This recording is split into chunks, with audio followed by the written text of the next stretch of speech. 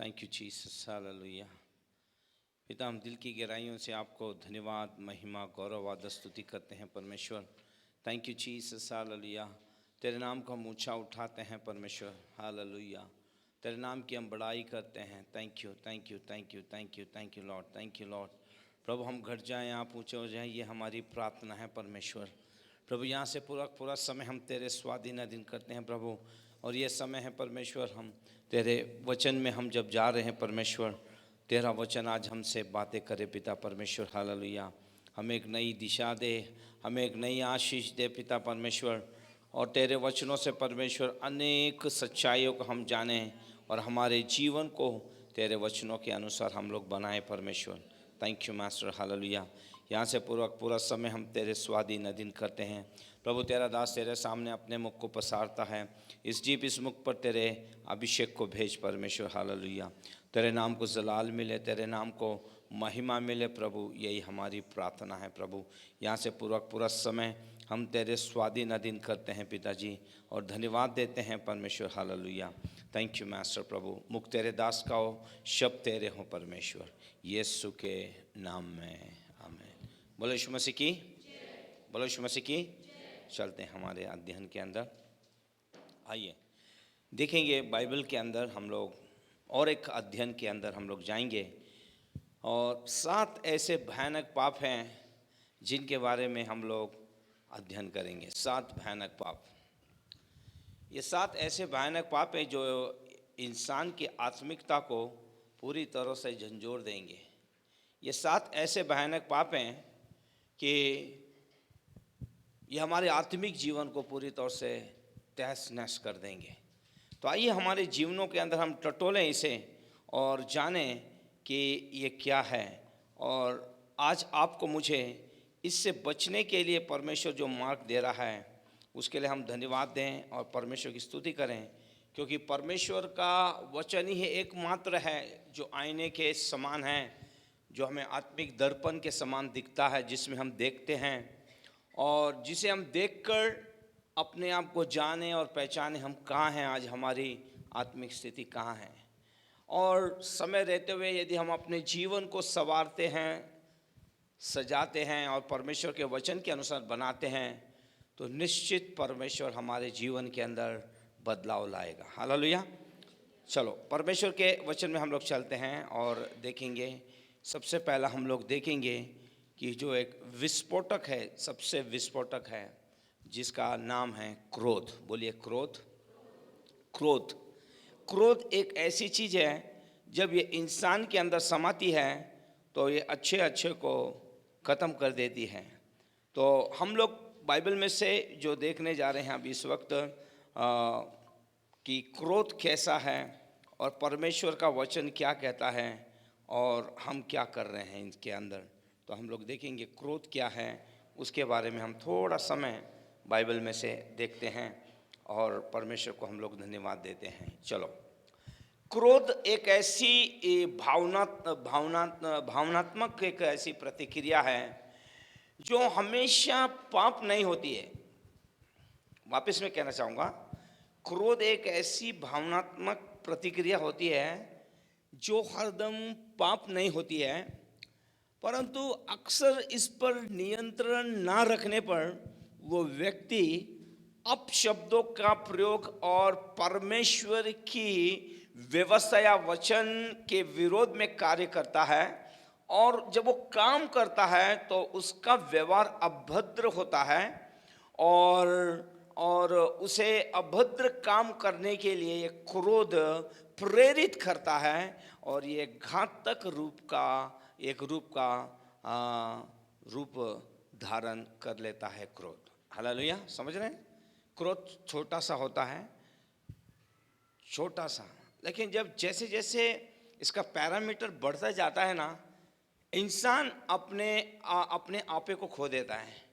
और एक बार इंसान जब अपने आपे को खो दे पूरी तौर से, फिर उसका बचना नामुमकिन है। फिर वो क्या करेगा मालूम नहीं, लेकिन इंसान अक्सर सब कुछ कर लेता है और जब वो शांत मन से आ जाता है या वो स्थिति में आता है, तब सोचता है कि मैंने ये क्रोध करके अपने जीवन में या अपने परिवार में या मैं जहाँ रहता हूँ, मैंने अपने बच्चों में अपनी पत्नी के साथ या अपने पति के साथ कितना भयानक काम किया है, इसका पछतावा कभी होता है, बाद में होता है, लेकिन उससे पहले रिजल्ट आ जाते हैं। अगर आप देखें क्रोध के बारे में, क्रोध को कौन नहीं जानता। यहाँ जो जितने लोग बैठे हैं, कभी ना कभी हमारे जीवन में क्रोध आया, क्रोध ने एक क्या बोलते हैं, रूप धारण किया, वातावरण बदल गया हमारे जीवन के अंदर, या फिर उन लोगों के अंदर कड़वाहट सी आ गई, या हमारे रिश्ते जो अच्छे चल रहे थे कल तक, वो भी पूरी तौर से ख़त्म हो गए। मतलब जो कुछ कहा जाए सब कुछ खत्म हो जाता है। क्रोध एक घातक रूप को क्या करता है, रूप को धारण करता है। तो इस घातक रूप से, ये इस पाप से आपको मुझे बाहर निकलना है। बाइबल में है कई उदाहरण है जिसे हम लोग बड़े ध्यान से सुनेंगे और जांचेंगे। और इस सायंकाल के अंदर हम लोग जब ये बाइबल स्टडी देख आ रहे हैं, आए हैं, सुन रहे हैं हम लोग, तो अपने जीवन से जांचेंगे कि ये क्रोध मेरे जीवन में है क्या। बाइबल में एक जगह लिखा है, पाप तो करो लेकिन क्या क्या उसमें लिखा है, क्रोध तो करो लेकिन पाप मत करो। या फिर तुम्हारा पाप जो है सूरज डूबने से पहले क्या होना चाहिए, खत्म होना चाहिए। यदि आपने माफ़ी नहीं मांगी या आपने छोड़ा नहीं, तो वो जो पाप जो है वो आपके लिए गुनाह के तौर में परमेश्वर आपके अकाउंट में डाल देगा या आपके विरोध में कर देगा। तो ये चीज़ को हमको याद रखते हुए हमारे आत्मिक जीवन के अंदर बढ़ना है। अगर क्रोध हमारे जीवन में दिन ब दिन ऐसा ही बढ़ता रहा तो हमारा आत्मिक स्तर पूरी तौर से खत्म हो जाएगा, और एक समय ऐसा आएगा कि हम पूरी तौर से अकेले धकेले रह जाएंगे, परमेश्वर से हमारा संबंध टूट जाएगा, हमारे प्रिय लोगों से हमारा संबंध टूट जाएगा, और इस संसार में हम अकेले रह जाएंगे। और शैतान की यही इच्छा है।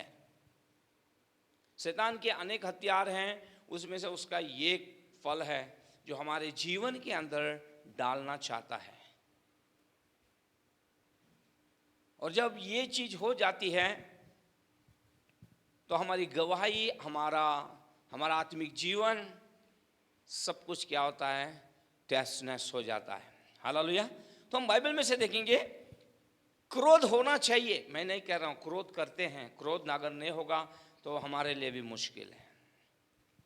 अगर हमारे अंदर थोड़ा भी क्रोध नहीं रहा तो हम हमारे परिवार के अंदर अपने बच्चों में अनुशासन जो है उसे नहीं ला सकते,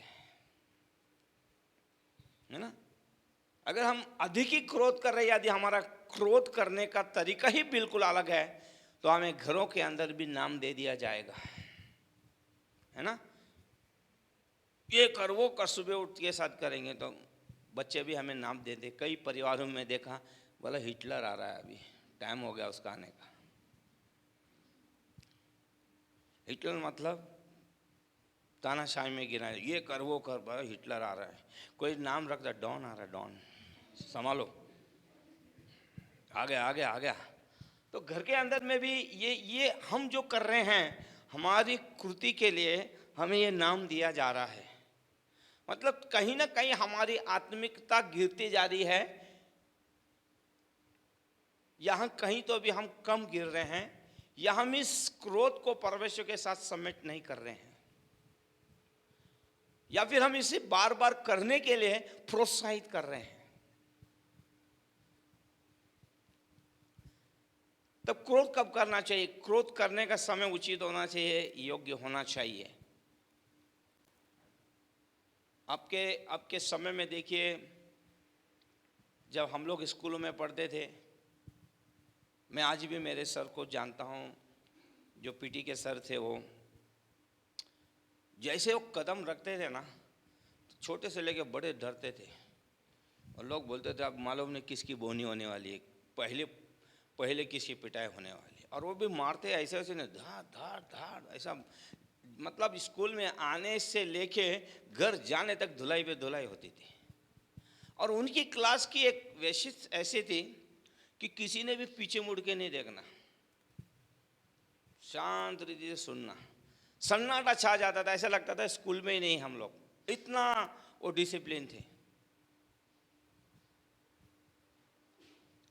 तो उनका क्रोध करना जो था, या उन्होंने जो हमारे लिए पिटाई की, वो मैं कहूँगा वो हमारे लिए भलाई की थी। एक अनुशासन हमारे लाइफ में बन गया, या हम वो चीज़ें कर पाए।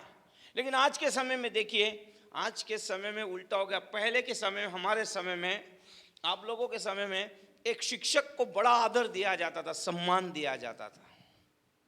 लेकिन आजकल कुछ नहीं है। पहले शिक्षक से बच्चे डरते थे, आजकल बच्चों से शिक्षक डरता है। और आजकल तो बच्चे भी इमोशनल ब्लैकमेल कर देते हैं। नहीं भी अगर उसने रोने लग गया, वो टीचर भी लगे गपना रे बाबा, तेरे को चॉकलेट देगा मैं, मत चिल्ला, मत रो, नहीं मैं प्रिंसिपल के पास जाएगा। अगर उसने शिकायत कर दी तो हर एक जन के हाथ पाँव फूल जाते हैं। आज के समय में सीधा नौकरी चले जाएगी। तो डिसिप्लिन नहीं है। लेकिन डिसिप्लिन होने के लिए थोड़ा सा क्रोध, सीमित क्रोध ये इंसान के अंदर एक रहना चाहिए। लेकिन कब होना चाहिए, बाइबल में हम देखेंगे इसे कि क्रोध कब और कहाँ पे उचित है। तो बाइबल में हम देखते हैं कि जब परमेश्वर की आज्ञा का उल्लंघन हो और उसके मंदिर का अनादर हो, तब क्रोध क्या है, ये बहुत ही उचित है।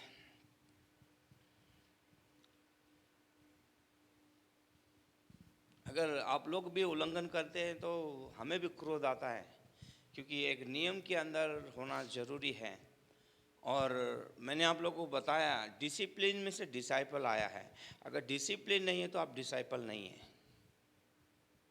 अब अगर आपको डिसिप्लिन नहीं दिया जाए, क्रोध थोड़ा सा नहीं किया जाए, तो आप कभी डिसिप्लिन में नहीं चलेंगे। आप अपनी मनमानी करेंगे। 9 का चर्च है तो आप 10 बजे आएंगे। तो फिर आप लोगों को सही लाने के लिए कुछ ना कुछ आइडिया निकालना पड़ता है, कुछ ना कुछ करना पड़ता है। जैसे बीच में तालियां बजाई थी तो लोग आ गए, फिर नए आने वालों के लिए नाम लेके प्रार्थना करो, वो परिवार आने लग गया। तो अभी शुरू करना है ये सब। भाई इसके बिहाइंड जो पीछे है, आपको अपमानित नहीं करना है, लेकिन आप अनुशासित हो जाएं, ये काम है। अब हम देखते हैं कि यीशु मसीह अपनी पूरी सेवा के अंदर सरगर्म में, एकदम जोश में वो सेवा कर रहे थे। और उनकी सेवा खत्म होते होते आ गई थी। और खजूरों के क्या बोलते हैं पर्व के समय में उनका बड़ा आदर किया गया, उनके लिए गीत गाया गया, कपड़े बिछाए गए, डालियाँ काटी गई, बिछा दी गई, होसाना होसाना, जो भी है उनकी सारी प्रोफेसी पूरी हो गई। फिर हम देखते हैं प्रभु यीशु मसीह मंदिर के अंदर गए हैं और मंदिर का उन्होंने क्या किया है, सफाया किया है, शुद्धिकरण किया है। तो आप क्या सोचते हैं, मंदिर में गए, उन्होंने कैसियों पे रखे हुए कपड़े को ऐसे गिरा दिया, मुझे पसंद नहीं है कलर इसलिए? नहीं, उन्होंने चौकियां उलट दी। वहाँ लेन देन करने वाले सब लोगों को चाबुक बनाया, धपाधप मारा, जो वहाँ पे लेन देन कर रहे थे। हालांकि अगर इतिहास को देखा जाए, उस समय के जो महायाजक लोग थे, उनके कुछ और रिलेटिव थे जिन्होंने क्या किया था, ये बकरी या जो भी भेड़ों या जो चढ़ाया जाना चाहिए वो सब मंदिर के अंदर ही ला, मतलब लोगों के लिए उन्होंने बहुत सिंपल कर दिया था। बाहर क्यों जाएं, यहीं से यहीं खरीद ले शॉर्टकट में।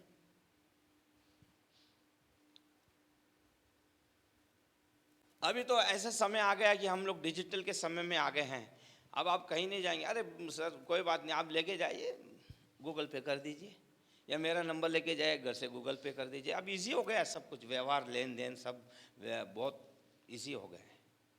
तो उन्होंने इजी कर दिया था। लेकिन वहाँ पे जो चल रहा था वो एक व्यवसाय चल रहा था, मतलब जो बाहर उसकी कीमत कम थी, ये लोग ज़्यादा में बेच रहे थे और इन्होंने कहा यही लेना है।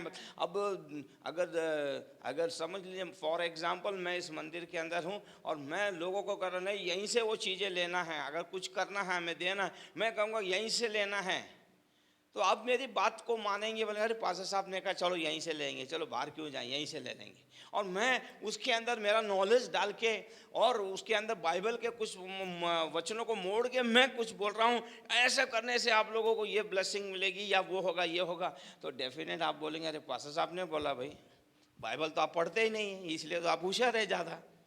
हाँ चलो पास्टर साहब बोले बोले बोले, कल मैं बोलूँगा कूदो तो बोले नहीं, कूद जाएंगे, उसमें क्या, पास्टर साहब बोले ना।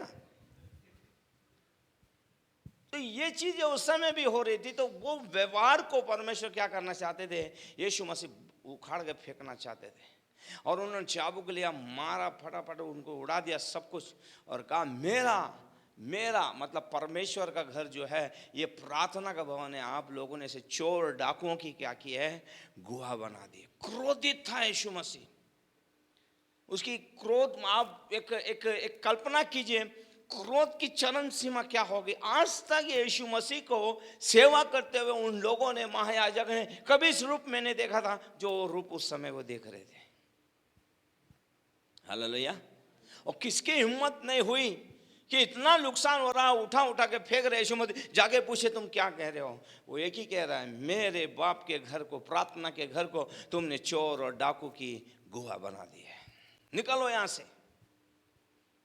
हालांकि वो जो लोग थे वो भी शांत हो गए, चुप हो गए, उनको मालूम है वो क्या कर रहे हैं। क्रोध एक ऐसा है। तो ये क्रोध जो था ये सही था, उचित था। हालेलुया। आपके मेरे जीवन में भी अगर ऐसा क्रोध होना चाहिए, कब होना चाहिए, हम जब दूसरों को बोलते हैं, जब लोग सुनते नहीं तो थोड़ा सा ये हो जाता है, हम कहते हैं नहीं करेगा तो नर्क में जाएगा, तो ऐसे थोड़ी ना, तू नर्क में जाएगा भाई। जब बोलने वाला होता है ना तब ऐसा बोलते हैं। जब माँ बाप चिढ़ जाते हैं अपने बच्चों को बोलते हैं ऐसा होगा, तो तब उनका क्रोध जाहिर है। तो क्रोध कब और कहाँ होना चाहिए, कब उचित है, ये भी जानना बहुत जरूरी है। यीशु मसीह ने भी क्रोध, इसका मतलब है नहीं कि यीशु क्रोधी था। लोग कई गलत मतलब निकालते हैं, बाइबल में तो था। अभी कई लोगों ने बोला कि बपतिस्मा की क्या जरूरत है, क्या वो चोर ने लिया था क्या।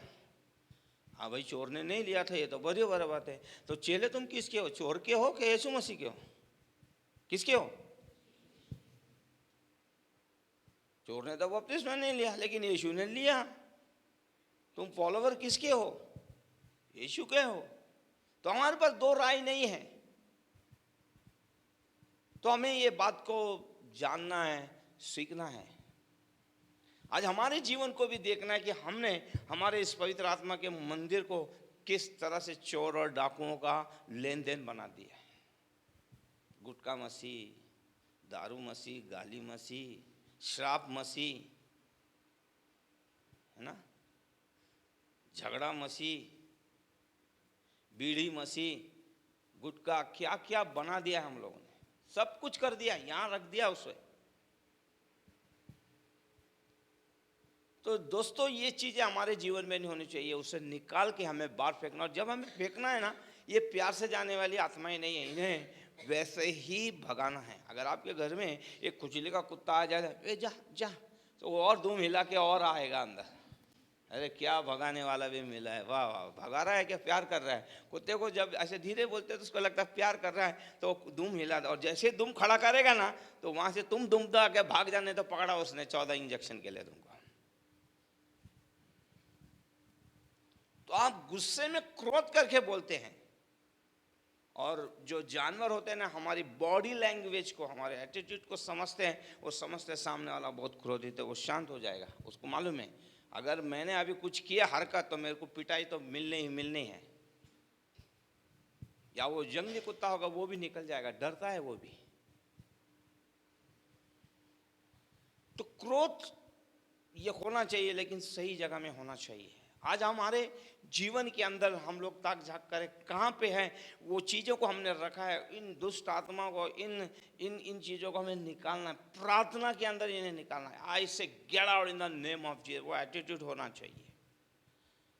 ये जल्दी से जाने वाले नहीं हैं ये चीज़ों को, अगर हमने बहुत प्यार से रखा जल्दी नहीं जाएंगे। इनके लिए उपवास करना है, रोना है, आपको अपने आप को समर्पित करना है परमेश्वर के हाथों में, और एक मल्ल युद्ध करके इनको निकालना है, तब ये चीजें आपके जीवन से टूटेंगी,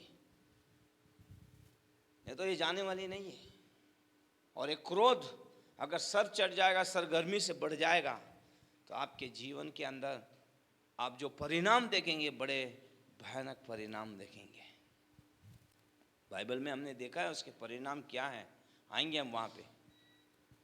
और परिणाम ऐसे वैसे नहीं होंगे, खत्म हो जाएगा, परिवार खत्म हो जाता है। आज कितना है क्रोध के कारण, आज हम देखते हैं एक टोली दूसरे टोली को मार रही है, एक गली वाले दूसरे गली वालों को मारते हैं।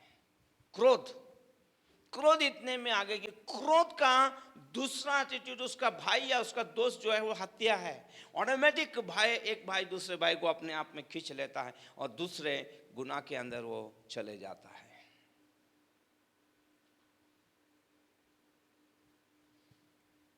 तो इस क्रोध से हम लोग क्या करें, दूर रहें, हम क्रोध ना करें। हमारा बोलना सौम्य होता है, क्रोध होता है, लेकिन हमें माफ भी करना आना चाहिए। लेकिन हमारा क्रोध सालों सालों तक चले तो फायदा नहीं। हमने क्रोध किया है, लेकिन हमारी दोस्ती, हमारा प्यार वापस से होना चाहिए, समेट होना चाहिए। नहीं तो उसको देखते साथ हम लोग जहाँ जाते हैं वो, मतलब हमने अभी तक उस पर पर्दा नहीं डाला है, अभी तक हमने मेल मिलाप नहीं किया। कई बार ये सब चीज़ें हो रही हैं। और सबसे बड़ी बात है कि बड़ा ये हो जाता है कि हम ये सब करने के बाद भी प्रभु भोज कैसे ले लेते हैं, आई डोंट नो। नहीं होगा अगर हम ये सब कर रहे हैं तो इनको हमारे जीवन में से सबसे पहले हम निकालें और प्रभु से कहें, प्रभु क्रोध मेरे जीवन में से पूरी तौर से निकल जाए परमेश्वर। और जब क्रोध हमारे जीवन में से निकलेगा तब हम स्थिर रहेंगे, ब्लेसिंग आएगी। हमारे जो आशीषें रुक गई हैं वो हमारे जीवन के अंदर बड़े तेजी से आना चालू हो जाएंगी। बोलो यीशु मसीह की, बोलो यीशु मसीह की। अब कुछ चीज़ें ऐसी भी होती हैं, क्रोध ऐसे नहीं आता, क्रोध को बुलाया जाता है, उकसाया जाता है, उकसा दिया जाता है। अगर आप समझ रहे हैं कि इसको उकसाने से ये हो जाता है, तो जो हम आत्मिक लोग हैं उसके लिए भी हमें प्रार्थना करना है। वो क्यों, हमारा देह है, एक अंग है। प्रभु यीशु के नाम से इसमें क्रोध करने वाली और प्रभु इसमें से ये भड़कने वाली आत्माओं को हम यीशु के नाम से डांटते, क्योंकि हमें वो अधिकार दिया है परमेश्वर ने। हमें उसको रिब्यूक करना, निकालना है, तब हम जाके विजय होंगे। अगर हम परिवार के अंदर रखते हैं और ये सब हो रहे हैं, तो हमें परिवार के लोगों को एक उपवास लेना है, प्रार्थना करना है और उस चीज़ का सामना करना, निकालना। नहीं तो आपके परिवार के अंदर कभी शांति अमल नहीं रहेगी। हर बार ये क्रोध आपके अच्छे माहौल को क्या करेगा, खराब कर देगा। मैंने कई ऐसी चीज़ें देखी हैं, कई ऐसे लोगों को बोलते हुए सुना है, वो अपने अच्छे प्रोग्राम में उन लोगों को नहीं बुलाते। नहीं सर, हम नहीं बुलाएंगे। सर क्या बात है, नहीं, उसके आने से पूरा माहौल हमारा खराब हो जाता है, पूरा माहौल खराब हो जाता है। फिर अब वो तो व्यक्ति क्रोध करता है, लेकिन उसके नाम से, उसके आने से दूसरे व्यक्तियों का टेम्परेचर देखना वो कैसे होते हैं, इसका मतलब समथिंग एक बड़ा वो ब्लॉकेज है। अगर समय रहते हुए हम अगर हमारे क्या बोलते हैं इस क्रोध का इलाज नहीं कराएंगे तो हम दरअसल एकदम पूरे तौर से अकेले पड़ जाएंगे। हालेलुया, बोलो यीशु मसीह की, बोलो यीशु मसीह की। तो हमें इस क्रोध के लिए ये करना है। और हम लोग देखते हैं कि परमेश्वर की आज्ञा का उल्लंघन जब हो रहा था, तब यीशु मसीह ने उस स्थान को लिया और उस मंदिर में से वो सब निकल गया। फिर बाइबल में हम कहीं नहीं पढ़ते कि वापस वहाँ लेन देन हो रहा है करके, निकाल के फेंक दिया यीशु मसीह ने। ये मेरे बाप का घर है, प्रार्थना का घर है, और प्रार्थना के घर में पवित्र आत्मा ही रहना चाहिए। हम, आप और मैं जो पवित्र आत्मा के मंदिर हैं, हमारे अंदर जब पवित्र आत्मा बसेगा, पवित्र आत्मा का अभिषेक रहेगा, तो हम बहुत ऐसे आशीष में होंगे, आगे बढ़ेंगे। बोलो यीशु मसीह की। ओके, और एक वचन हम लोग बाइबल में से देखेंगे और वो है निर्गमम, उसका 16वां अध्याय और 20वां पद देखेंगे।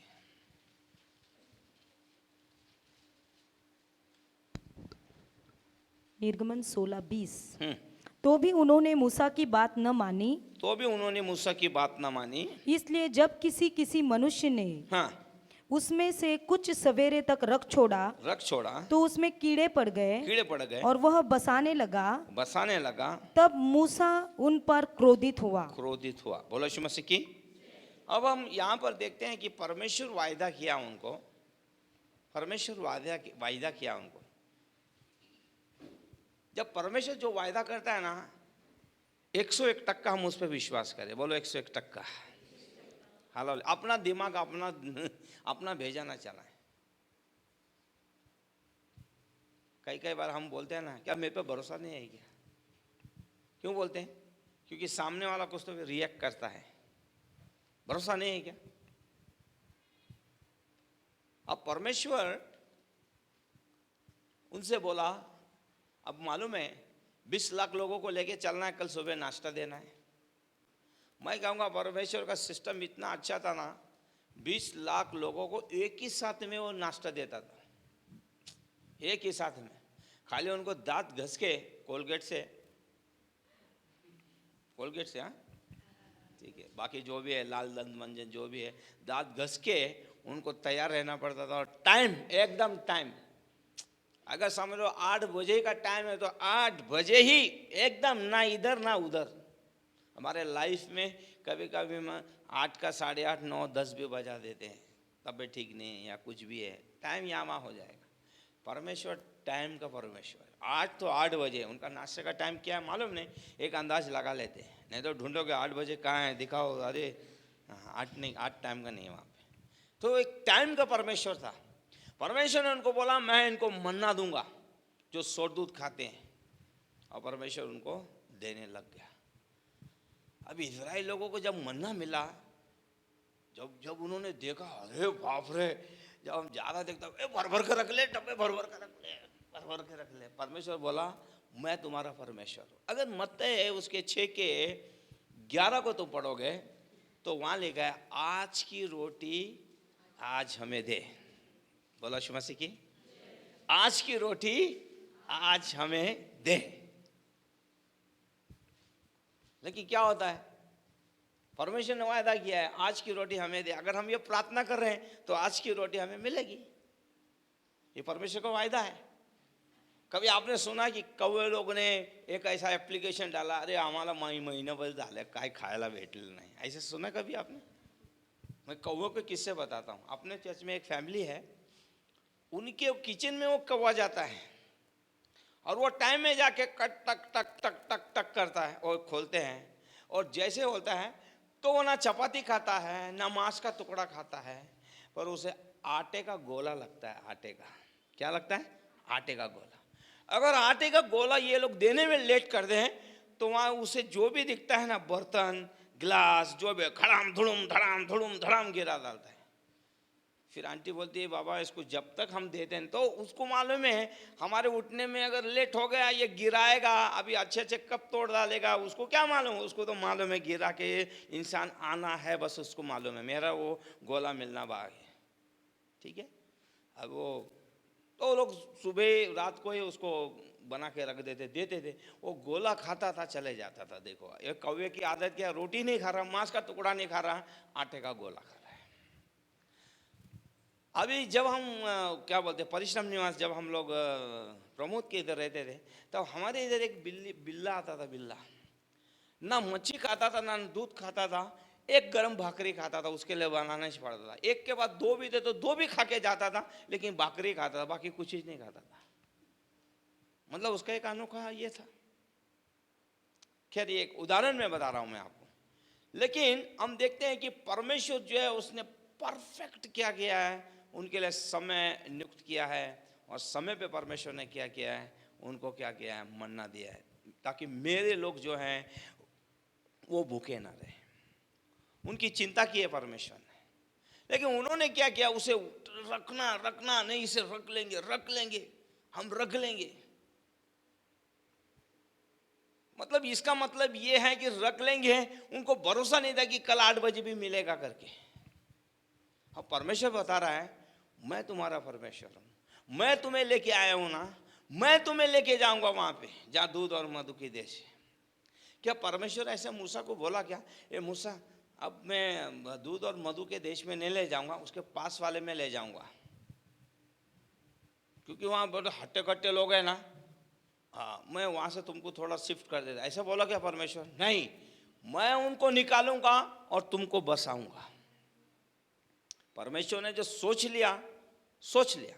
परमेश्वर अपने विचारों में और अपने कार्यों में सक्षम है, वो कभी नहीं बदलेगा। हालेलुया। लेकिन इजरायली लोग ऐसे होते, पास रखने चालू कर दिया उन्होंने, इसके लिए उसके लिए उसके लिए उसके लिए। लेकिन क्या हुआ, थोड़ा जैसे ही धूप निकली उसमें कीड़े लग गए, बसने लग गया, बांस आने लग गए। तब मूसा आया, उसने क्रोध करके बोला, अरे तुम कब तक अविश्वास करोगे? उसका क्रोध जाहिर था। अगर वो कम लेते तो दूसरे को भी भरपूर मिलता, और उतना लेने के बाद क्या हो गया? बचाने का मतलब क्या हो गया? फेंकना ही तो पड़ा उनको। उनको परमेश्वर पे ट्रस्ट करना था। और यहां हम देखते हैं, पढ़ते हैं इसे, 20 पढ़िए। तो भी उन्होंने मूसा की बात न ना मानी। इसलिए जब किसी किसी मनुष्य ने हाँ, उसमें से कुछ सवेरे तक रख छोड़ा, सवेरे तक रख छोड़ा, और रख छोड़ा उनको बोला मत खाना, उतना ही खाना जितना तुम्हारा पेट है। परमेश्वर ने एक सिस्टम लगा दिया उनको, इतना ही खाना तुम्हारे लिए, इसके ऊपर मत खाना। मतलब डाइट सिस्टम तब से परमेश्वर ने चालू किया था। अपने लोगों का एक डाइट सिस्टम हो, ये परमेश्वर चाहता था। आप जानते हैं, इंसान 1000 कैलोरी खाता है, उसका सिस्टम का जो सिस्टम है 1000 कैलोरी ही लेता है, लेकिन हम लोग 5-6 हजार कैलोरी खाते हैं। और अंदर से एक संदेश जाता है मस्तक को, 5000 कैलोरी ज्यादा आ गया, क्या करूं मैं? बोले डिपॉजिट कर दो इसको, सीधा डिपॉजिट कर दो इसको, डोंट आस्क, डिपॉजिट कर दो। फिर सिस्टम काम करता है, कुछ यहाँ से उठाता है, तुम्हारी मांडी बढ़ा देता है, फिर तुम्हारा ये बढ़ा देता है, ये बढ़ा देता है। हाँ, सब चर्बियाँ बढ़ने लग जाती धीरे धीरे। हमारे सिस्टम से बढ़कर हम जब, तो परमेश्वर हमको सिस्टम में रखना चाहता है। कुछ एक सिस्टम हो हमारा, हम इतना खा लेते हैं। कई बार ऐसा ऐसा बोलते हैं, एक कहावत है, आँख भर गई तो भी पेट नहीं भरता। अगर पेट भर गया तो भी आँख नहीं, खाना ही है, खाना ही है, खाना ही है। तो एक सिस्टम है। इतना सारा जब लोड डाल दोगे तो मशीन चलनी तो चाहिए कि नहीं?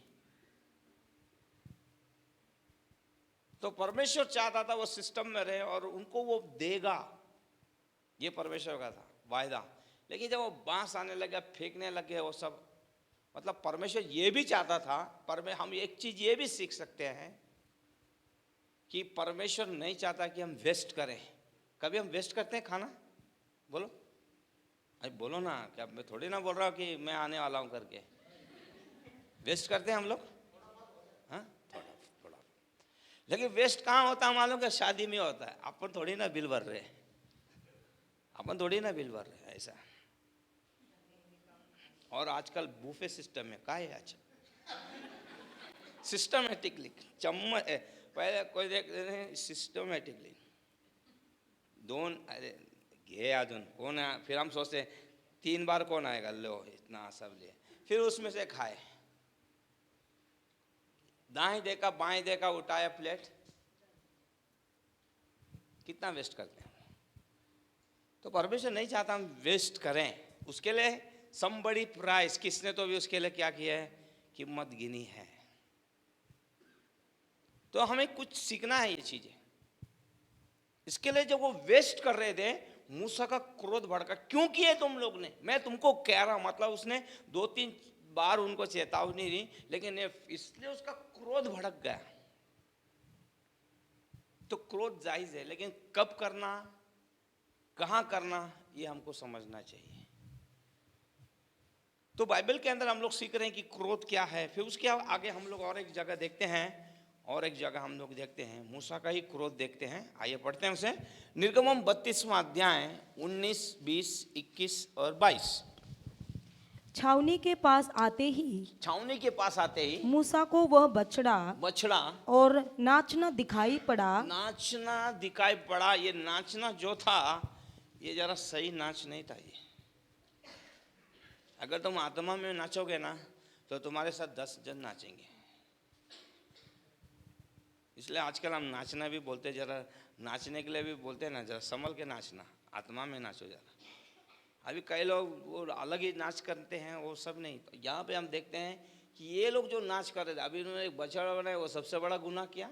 उनका नाच भी अलग था, क्योंकि वो लोग सब अच्छे अंगूर के जूस को पी के नाच रहे थे। आगे तब मूसा का कोप भड़क भड़क उठा और उसने तख्तियों को अपने हाथों से तख्तियों को अपने हाथों से पर्वत के नीचे पटक कर तोड़ डाला। तोड़ डाला। तब उसने उनके बनाए हुए बछड़े को लेकर आग में डाल के फूंक दिया और पीस कर चूर चूर कर डाला और जल के ऊपर फेंक दिया और इजराइलियों को उसे पिलवा दिया। और इजराइलियों को पिला दिया। 22वां वचन 22 तक पढ़ो। जी। तब मूसा हारून से कहने लगा इन लोगों ने तेरे साथ क्या किया कि तूने उनको इतने बड़े पाप में फंसाया। हारून ने उत्तर दिया मेरे प्रभु का कोप ना भड़के। तू तो इन लोगों को जानता ही है कि ये बुराई में मन लगाए रहते हैं। उसने भी हाथ धो दिया, सब इजराइलियों पे मर दिया। ये उस समय की बात है जब मूसा 40 दिन 40 रात के लिए परमेश्वर ने उसे बुलाया और कहा, उसे नियम देने के लिए परमेश्वर ने बुलाया, क्योंकि इजराइल लोगों को एक व्यवस्था में लाने के लिए नियम बनाए गए। इससे पहले नियम नहीं थे। अगर इजराइल लोग विरोध नहीं करते, इजराइल लोग बलवा नहीं करते, इजराइल लोग उसकी आज्ञाओं को नहीं तोड़ते, इजराइल लोग उसे बार बार परमेश्वर को क्रोध नहीं दिलाते, तो नियम कभी नहीं आता। प्रेम से सब कुछ होता। लेकिन जब वो सब कुछ करने लगे, तब परमेश्वर को नियम लाना जरूरी हो गया। और परमेश्वर ने नियम जब लेके आया, तब वो नियम दे रहा है। 40 दिन 40 रात मूसा, उनका लीडर जो उनको चलाने वाला है, बिना खाए पिए परमेश्वर की हुजूरी में बैठा है। आप लोग भी सोचते होंगे खाली 10 नियम देने के लिए 40 दिन लगे, लेकिन वहाँ 40 दिन खाली नियम ही नहीं दिए गए। उसके बाद निवास मंडप कैसे बनाया जाएगा, उसका ब्लूप्रिंट परमेश्वर धीरे धीरे मूसा को बता रहा था। आप सोचिए मूसा की कितनी बड़ी कुर्बानी है। एक सेवक जब अपना लीड करता है किसी झुंड को या किसी चर्च को, उसकी कुर्बानी, उसकी प्रार्थना, उसका त्याग, ये कलीसिया ने सीखना है, कलीसिया ने जानना है। लेकिन ये लोग पूरे तौर से भूल गए और कहने लगे क्या मालूम क्या हो गया। और कई लोग यही बोल रहे होंगे, पास्टरला तर काम नाही सोडून गेला आम्हाला वारंवार, छोड़ दिया हमको, उसको चिंता नहीं हम लोग मर रहे हैं यहाँ पे, क्या हो रहा है। याद रखिए, जब एक आत्मिक अगुवा नहीं होता है ना, तब बहुत सारी गड़बड़ियाँ होती हैं। तब शैतान अपने काम को बड़े तेजी से करता है। अब मुझे बताइए, ये प्लान योजना देने के लिए कोई बाहर से आया क्या इजराइल में? उनके ही बीच में से शैतान ने उनको उठाया और उनके दिल दिमाग में डाला, और वो लोग आए और उनको ढूंढते आए। उनको मालूम है नेक्स्ट यही है, ये मूसा के साथ था। कुछ भी कर, मूसा का क्या होगा मालूम नहीं, हमारे सामने कोई परमेश्वर होना चाहिए जो हमें मिस्र से लेके आया। क्या वो नहीं भूलते, यहोवा परमेश्वर उनको मिस्र से लेके आया है। एक परमेश्वर बनाओ जिसकी हम आराधना करें। क्या उनको मालूम नहीं है परमेश्वर ने मना किया परमेश्वर कौन है करके? हारून विवश हो गया। हारून बोलता था भैया मुझे नहीं करना है सब, तुमको क्या करना कर लो, किसको बनाना बना लो। वो चाय कर सकता था, लेकिन उसने भी क्या किया, जाओ सोना चांदी लेके आओ जो भी है तुम्हारे पास। अब वो सोना परमेश्वर ने इनके प्रॉस्पेरिटी के लिए दिया था, इनको बढ़ने के लिए दिया था। परमेश्वर ने लिटरली मिस्र को लूट लिया था, मतलब लूटने का मौका दे दिया था। सब कुछ लेके आ गए थे वो मिस्र से। 430 साल जो फिरौन ने उनको में जुल्म सितम ढाए, उनकी मजदूरी को उसने नहीं दिया या उन पे दुख कष्ट डाले, सारा एक ही दिन में परमेश्वर ने फंसा के पर्व को जब मना के निकले, सब कुछ लेके निकल गए। और उन्होंने सोना कहाँ पे डाला? एक बछड़ा बनाया, क्योंकि उस समय मिस्र के अंदर ऐसे ही बछड़ों की आराधना करते थे, उनका परमेश्वर वही था।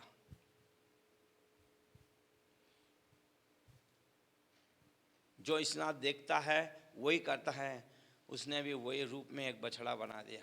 अब उन्होंने बछड़ा बनने के बाद वो कहने लगे ये वो है जो हमें मिस्र से लेके आया। परमेश्वर कितना क्रोधित होगा। आप जानते परमेश्वर का क्रोध क्यों भड़कता है? क्यों परमेश्वर ने सदम गमोरा को पूरी दुनिया में से निकाल दिया, नक्शे नक्शे इसमें से?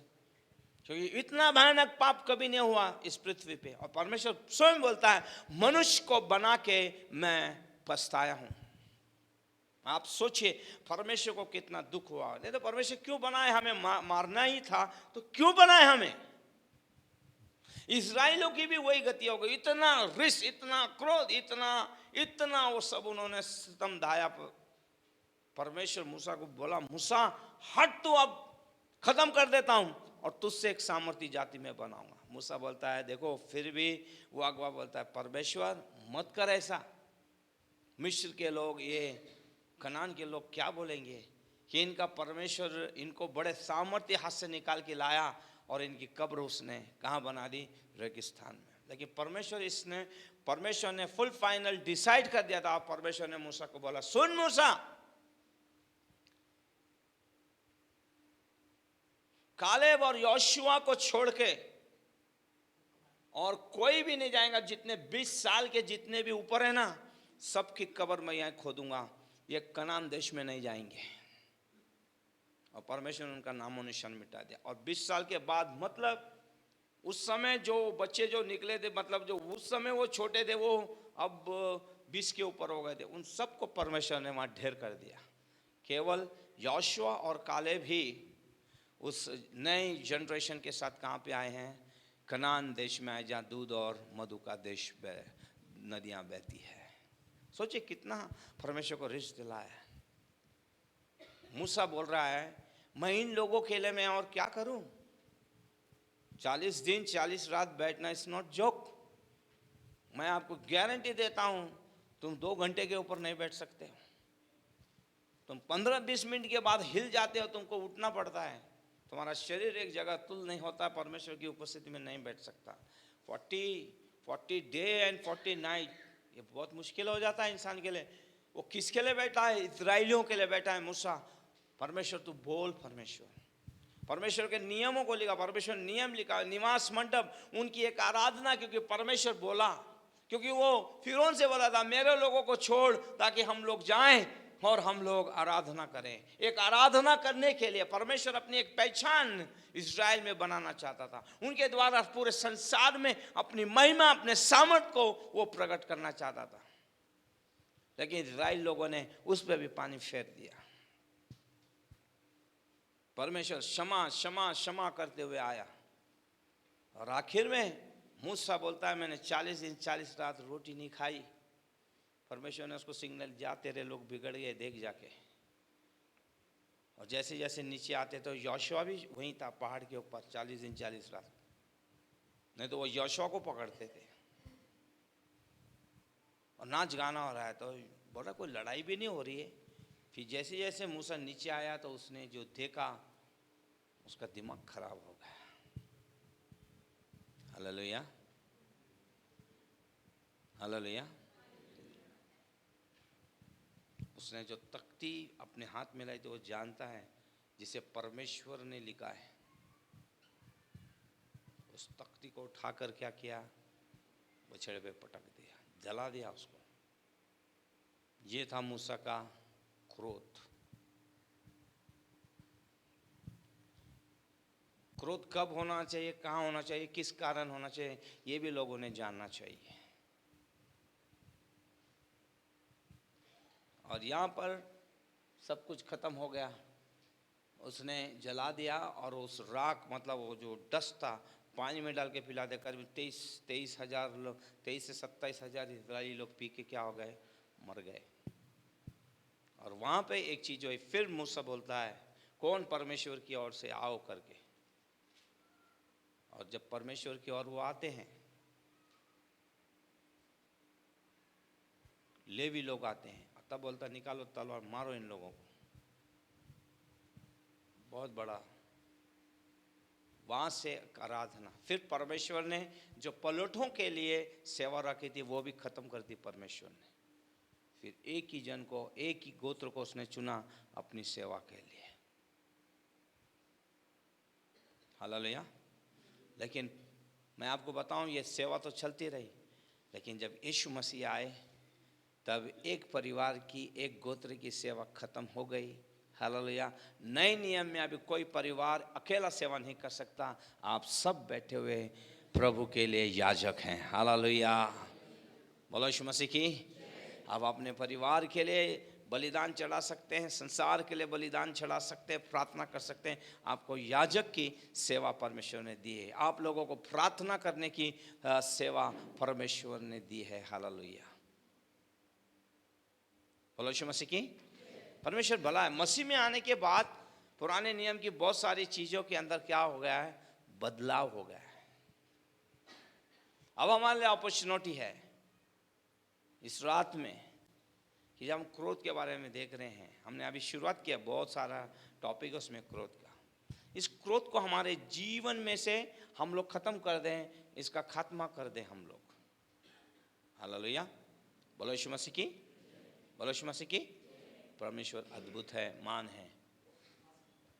हाँ, तो परमेश्वर को हम धन्यवाद दें, परमेश्वर की हम स्तुति करें, परमेश्वर को हम लोग धन्यवाद देते रहें, क्योंकि परमेश्वर अद्भुत है, परमेश्वर क्या है? महान है। तो हम लोग देखते हैं कि इस तरह मूसा ने क्या किया है, क्या किया है, इसको ख़त्म किया है। वो पढ़ लीजिए आप लोग, 32, 19 से 22 पढ़ लिया पूरा। ओके। तो इस प्रकार हम देखते हैं मूसा का जो क्रोध था वो जाहिर था।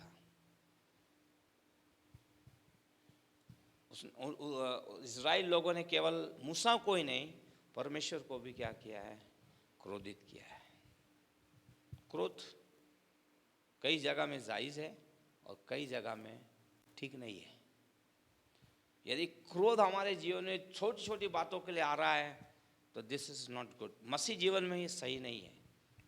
उसको निकाल के फेंक दो अपने जीवन में से। ये क्रोध खत्म कर देगा तुम्हारी शांति, तुम्हारा आनंद, तुम्हारा आत्मिक जीवन, तुम्हारी प्रार्थना का जीवन, बढ़ने का जीवन, ये सब कुछ क्या होगा? एक जगह पे आके रुक जाएगा, है ना। परमेश्वर को हम लोग धन्यवाद देना चाहिए। दूसरा मैं आपको बताना चाहता हूँ, जब व्यक्ति का क्रोध पर नियंत्रण हो तो उसके क्रोध का कारण न्यायगत हो।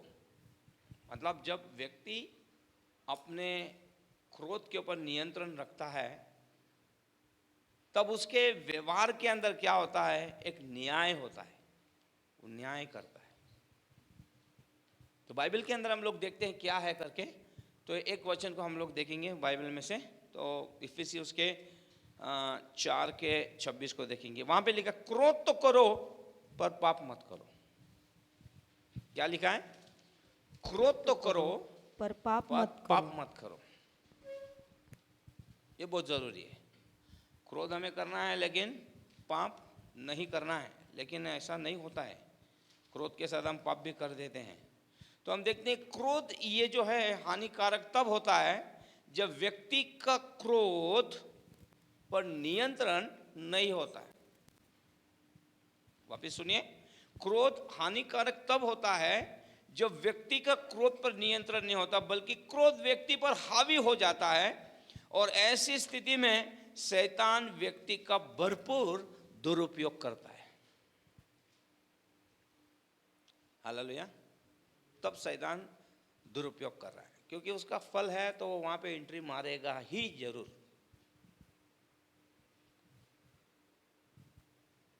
हालेलुया। बोलो यीशु मसीह की।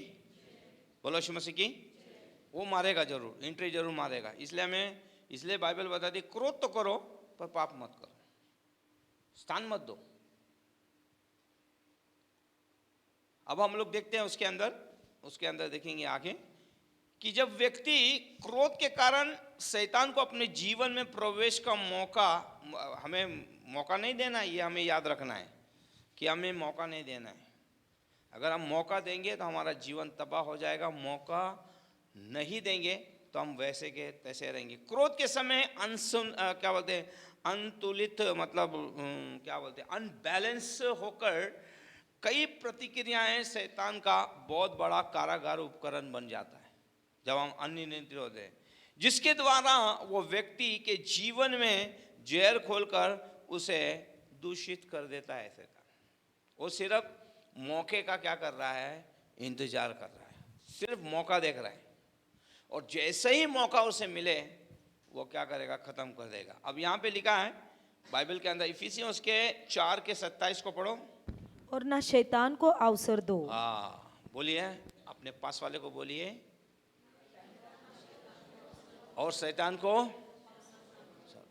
शैतान आपके घर में क्या मीठी मीठी बात करने आएगा क्या? आओ हम बैठे जरा बाइबल की बात करें, आओ एक दो आराधना के गीत गाएं। क्यों ऐसा लिखा है? पौलुस क्यों लिख रहा है इफिसियों की कलीसिया को कि शैतान को अवसर ना दो? इसका मतलब यह है, इस कलीसिया में वहां पे लोग जो थे वो शैतान को अक्सर क्या कर रहे थे, अवसर दे रहे थे, और उस अवसर का शैतान ने भरपूर फायदा उठाया। किसी ने लिखकर पूछा क्या कारण है, तब पौलुस लिखता है, शैतान को अवसर ना दो। हालेलुया। तो हमें बहुत ख्याल रखना है, अगर हम शैतान को अवसर देंगे क्या होगा, मैं अभी आपको बताना चाहता हूँ। आइए चलते हैं, देखते हैं। अगर आपने तो अब क्या बोलते हैं कि कैन और हाबिल की कहानी सुनी है, उत्पत्ति उसके 4:7 को हम देखते हैं कि परमेश्वर का वचन क्या कहता है। पढ़िए, उत्पत्ति 4:7। यस, यदि तू भला करे, यदि तू भला करे तो क्या तेरी भेंट ग्रहण ना की जाएगी? ग्रहण नहीं की जाएगी। और यदि तू भला ना करे, यदि तू भला ना करे, तो पाप द्वार पर छुपा रहता है, पाप तेरे द्वार पर छिपा है, और उसकी लालसा तेरी ओर होगी, और उसकी लालसा तेरी ओर होगी, और तुझे उस पर प्रभुता करनी है, और उसे तुझे उस पर तुझे प्रभुता करनी है। मतलब उस पे अभी हम देखते हैं, अगर हम भला नहीं कर रहे हैं तो नीति सूत्र में लिखा, यदि तू भला नहीं करता है, भला करना जानता नहीं करता, तो भी वो पाप है, ये भी लिखा है। और अगर यहाँ लिखा है यदि तू भला ना करे, तो पाप द्वार पर छिपकर रहता है, छिपके है, भला नहीं कर रहा है तो पाप छिपके है, और उसकी लालसा तेरी ओर है। जब लालसा जब तेरी ओर है तो बाइबल उसके लिए और क्या बता रहा है, आगे क्या बता रहा है, और तू उस पर क्या करेगा, प्रभुत्व करेगा।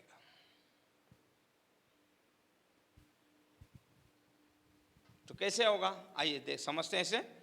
तो हम लोग देखते हैं कि बाइबल के अंदर अगर हम देखें, बाइबल को अगर हम समझें और जानें, तो हम लोग एक बात बहुत अच्छी तरह से समझ सकते हैं कि हाबिल और कैन की भेंट के बारे में आप लोग जान सकते हैं। एक किसान था और एक भेड़ बकरियों को चराने वाला था, दोनों को परमेश्वर ने ब्लेस किया। पहले फार्मर और एक क्या बोलते हैं, चरवा। लेकिन हाबिल सोचा, मेरे परमेश्वर, क्या जाने उसको कहां से ज्ञान आया, चलो मेरे परमेश्वर को मैं बेस्ट दूंगा, ये उसकी सोच थी। बोलो, मैं परमेश्वर को बेस्ट दूंगा। अपने पास वालों को देख के बोलिए हालेलुया। देखो, आप अपने मुंह से कह रहे हैं, मैं परमेश्वर को क्या करूंगा, बेस्ट। बेस्ट क्या है, पैसा ही नहीं है, एक बेस्ट आराधना दूंगा, एक धन्यवाद बेस्ट दूंगा, जो भी दूंगा बेस्ट दूंगा, अपना समय बेस्ट दूंगा, मेरा काम बेस्ट दूंगा, मेरे काम में मैं बेस्ट रहूंगा, जो भी मुझ पे काम भार सौंपा गया वो बेस्ट करूंगा। जब आप ये सोचते हैं ना, तो परमेश्वर उसको ग्रहण करता है। बेस्ट करना है, परमेश्वर को करने के लिए क्या करना, बेस्ट। अक्सर हम मनुष्य के लिए करते क्या नहीं, बेस्ट करते क्या नहीं। जिस ऑफिस में हम काम करते हैं, कई बार हम जानते हैं बॉस मेरे से बड़ा इंप्रेस है, उसके लिए हम क्या करते हैं, काम बेस्ट करते हैं। भले हम ऐसा पोछा मार रहे हैं, वो पोछे में कुछ नहीं दिख रहा, लेकिन मार तो रहे हैं पोछा, ऐसा साफ कर रहे हैं ऐसा। भले वहाँ लाइन आ रही है, बाद में वो चमके ना चमके, लेकिन बॉस भी बोलेगा क्या समय से पहले एकदम चकाचक।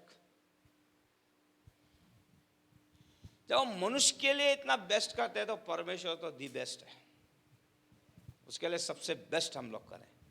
हालेलुया। ओके, खत्म करेंगे इसको मैं बता के।